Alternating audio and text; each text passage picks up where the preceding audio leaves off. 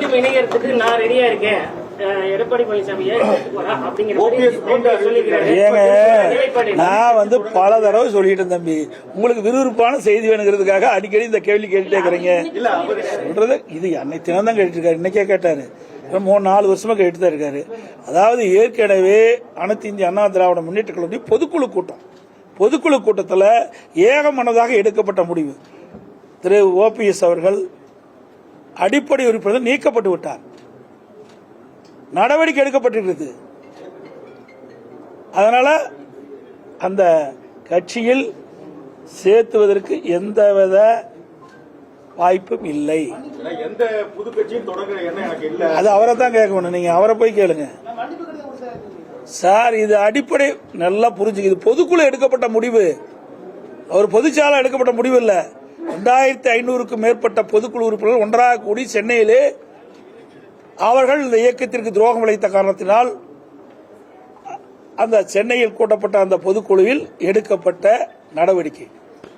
இன்னும் கூட சரத்குமார், அன்புமணி இவங்க எல்லாமே கூட்டணி ஆட்சி அமையும் அப்படிங்கிற மாதிரி சொல்றாங்க. அவர்கள தலைவர்கள் என்னங்க வம்பா இருக்குது. ராமதாஸ் எல்லாம் எங்க அணியில் இல்லையே.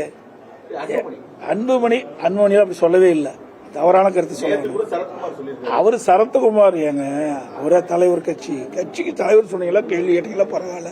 கட்சியில 1008 பேர் இருக்கிறாங்க. அந்த கட்சி வளர்வதற்காக கட்சியில் இருக்கிற உறுப்பினர்கள் ஆர்வமா செயல்பட வேண்டும் என்பதற்காக அந்த கருத்தை சொல்லுவாங்க. ஒவ்வொரு கட்சியிலையும் சொல்லுவது தானே, அப்பதானே தொண்டை உற்சாகமா பாடுபடுவாங்க. உங்களுடைய நிலைப்பாடு? எங்களுடைய அனைத்து இந்திய அண்ணா திராவிட முன்னேற்ற கழகம், நான் ஏற்கனவே பலமுறை சொல்லிட்டேன், அதிமுக தான் ஆட்சி அமைக்கும். வந்துடுது, விரசல் வந்துடுது. தினந்தோறும் நீங்க தானே போட்டுட்டு இருக்கீங்க, ஊடகத்திலையும் பத்திரிகையிலையும். நேற்றைய தினம் கூட திரு கனிமொழி அவர்கள் போறாங்க, அங்க போய் என்ன பண்றாங்க, ராகுல் காந்தி சந்திக்கிறாங்க. ராகுல் காந்தி சந்திச்ச பிறகு இதுக்காக சந்திக்கிறாங்க, எங்களை தான் சொன்னாங்க, எடப்பாடி பழனிசாமி டெல்லிக்கு அடிமைனாங்க. யார் அடிமை? நாங்க அடிமை இல்லை, திராவிட முன்னேற்ற கழகம் தான் அடிமை. இன்னைக்கு அங்க போய் கெஞ்சிக்கின்ற நிலவுக்கு வந்துட்டு திமுக. இங்கிருந்து அங்க போய் பேசுறாங்க, அதுல அழைச்சிட்டாங்கல்ல, இங்கிருந்து அங்க அழைச்சிட்டாங்கல்ல. அங்கதானே போய் ராகுல் காந்தி சந்திச்சாங்க, அங்கதானே திருமதி சோனியா அம்மாவை சந்திச்சாங்க. அப்ப குழப்பம் வந்துடுதுல திமுகவில். காங்கிரஸ் இருக்குமா இல்லையா என்பது தடுமாறி கொண்டிருக்கின்றது.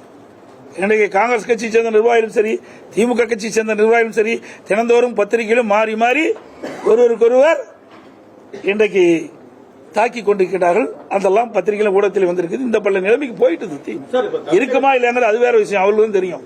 ஆனா எங்களை பற்றி விமர்சனம் செய்தார்களோ, அண்ணா திமுக ஆபீஸ் டெல்லி அம்சா அலுவலகத்துக்கு பக்கத்தில் இருக்கிறாங்க. இப்ப திமுக அலுவலகம் தான் டெல்லிக்கு போயிட்டு, அண்ணா திமுக அலுவலகம் இல்ல. அது மட்டும் இல்ல, திருமதி கனிமொழி அவர்கள் சொன்னாங்க, எங்களுடைய தேர்தல் அறிக்கையை தயாரிக்கின்ற குழுவுக்கு நான் கதாநாயகனாங்க. எந்த படத்தில் நடிச்சாங்களோ தெரியல, கதாநாயகியா. 4ல் 1 பாகம் கூட நிறைவேற்ற முடியல. நான் தான் நிறைய சொன்னேன், இவர் திராவிட முன்னேற்ற கழக தேர்தல் அறிக்கையை தயாரித்து குழு திருமதி கனிமொழி தான் தயாரித்து கொடுத்தாங்க. ஏன் நிறைவேற்றல? இதுவரைக்கும் நிறைவேற்றவே முடியல. நேற்றைய தினம் கூட திரு ஸ்டாலின் அவர்கள் தஞ்சைக்கு போகும்போது, ஒரு நிகழ்ச்சியில் போகும்போது விவசாயிகள் போராட்டம் பண்ணி கைது பண்ற நிலைக்கு போயிட்டாங்க. நீங்க போய் மக்களை சந்திக்க முடியல, கொடுக்கப்பட்ட வாக்குறுதி நிறைவேற்ற முடியல.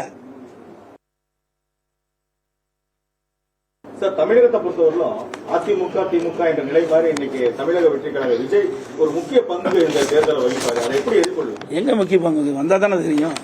சும்மா உங்க பத்திரிகை ஊடகத்தையும் அப்படி போட்டு அந்த என்ன ரேட் ஏறுது, டிபிஆர் ரேட் ஆகிறதுக்கு அதை போட்டு காட்டிட்டு இருக்கிறீங்க. என்னங்க இருக்குது, என்ன பண்ணாங்க சொல்லுங்க பார்க்கலாம். இந்த ஆட்சி இப்ப நான் இவ்வளவு சொன்னேன்.